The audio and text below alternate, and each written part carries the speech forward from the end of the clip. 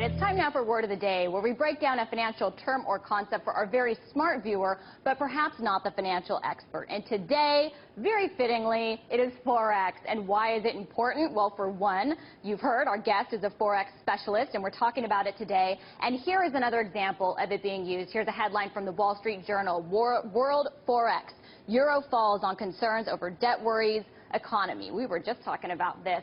So all our viewers are very familiar with the euro's problems. We talk about them a lot, and Europe's debt worries. But what exactly is Forex? It is this. Here's the definition. The market in which currencies are traded. Very simply, the Forex market is the largest, most liquid market in the world. It is open 24 hours a day, except weekends, which means our guests must work very hard, with an average daily turnover of more than $4 trillion. Traders include large banks, central banks, institutional investors, currency speculators, corporations, you get it. Now, the modern foreign exchange market began forming after the breakdown of the Bretton Woods fixed exchange rate system. This is something that we've covered before on this show. Just as a refresher, remember, under the Bretton Woods system, each country tied its currency to the U.S. dollar, which was then backed by gold, and the U.S. promised to fix the price of gold at $35 per ounce.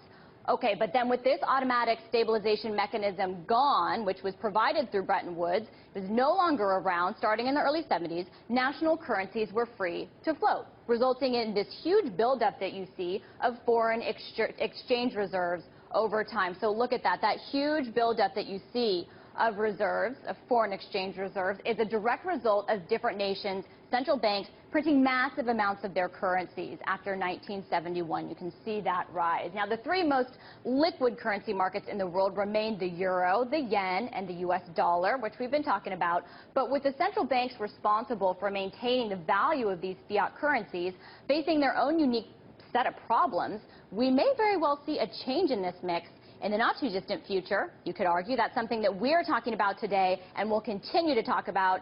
So now when we do, everyone watching will know what Forex is.